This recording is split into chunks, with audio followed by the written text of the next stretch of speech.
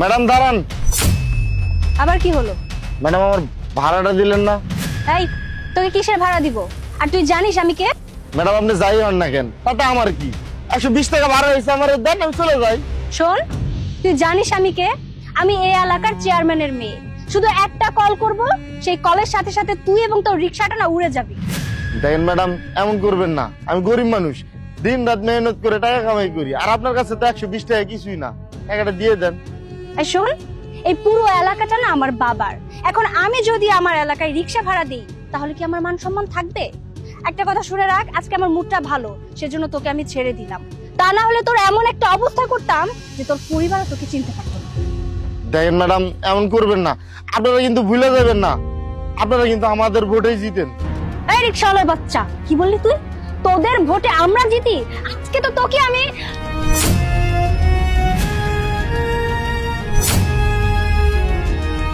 কি ব্যাপার? এই জায়গায় কি নিয়ে তর্ক চলতেছে? দেখেন না স্যার, উনি আমার রিক্সায় আইছে, কিন্তু আমার ভাড়াটা দিতেছে না। কি ম্যাডাম, ওনার ভাড়া দিচ্ছ না কেন? আমি অথই চৌধুরী, এই এলাকার চেয়ারম্যানের মেয়ে। কি বলতেছেন ম্যাডাম? গুলজার চৌধুরীর মেয়ে অথৈ চৌধুরী? ম্যাডাম আমি আপনার বাবাকে খুব ভালোভাবে চিনি। আপনার বাবা তো এই এলাকার চেয়ারম্যান। ইভেন ওনার বিভিন্ন কাজে আমি ওনার সাথে ছিলাম, এমনকি ওনার নির্বাচনেও আমি ওনার হয়ে ডিউটি করছি। আর তুমিও না ভাই, কার কাছ থেকে ভাড়া চাবা কার কাছ থেকে ভাড়া চাবা না এটা তোমার বুঝতে হবে না? বাই দ্য ওয়ে, তোমার ভাড়া কত হয়েছে? স্যার 120 টাকা। 120 টাকা? ম্যাডাম সামান্য 120 টাকা। এক কাজ করেন, আপনি টাকাটা বের করে ওর মুখে ছুঁড়ে মারেন, সব প্রবলেম সলভ। ও হ্যালো, তোর কানে কথা ঢোকে না? আমি যেহেতু একবার বলেছি যে আমি এই রিকশাওয়ালাকে টাকা দেব না, তার মানে আমি কোনো টাকা দেব না। ম্যাডাম টাকাটা আপনার দিতে হবে।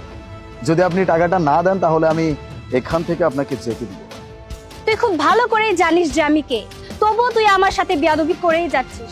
আমার 1 মিনিট টাইম লাগবে না তোর এই পোশাকটা তোর গায়ে থেকে খুলতে। ম্যাডাম আপনি আমাকে হুমকি দিচ্ছেন আপনি আমার পোশাক খুলে ফেলবেন? খুলতেই পারো। আপনার এই হুমকিতে আমি ভয় পাই না। আমি আর বাকি 10টা পুলিশের মতো না, যেরকম হুমকি দিবেন আমি ভয় পেয়ে যাব। টাকা তো আপনার দিতেই হবে। এখন আপনি যদি বলেন যে আপনার বাবার কাছে আপনি যাবেন, তাহলে আমি আপনাকে বলবো চলুন আমি আপনাকে নিয়ে যাচ্ছি, কোনো সমস্যা নেই। আপনার বাবার সামনে গিয়ে আপনি নিজে বলবেন সামান্য 120 টাকা ভাড়ার জন্য আপনি একজন পুলিশ অফিসার আর একজন রিক্সাওয়ালা দুইজনের সাথেই বেয়াদবি করছেন।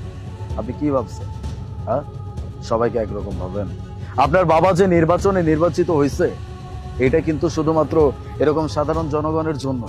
আপনার বাবা যখন নির্বাচন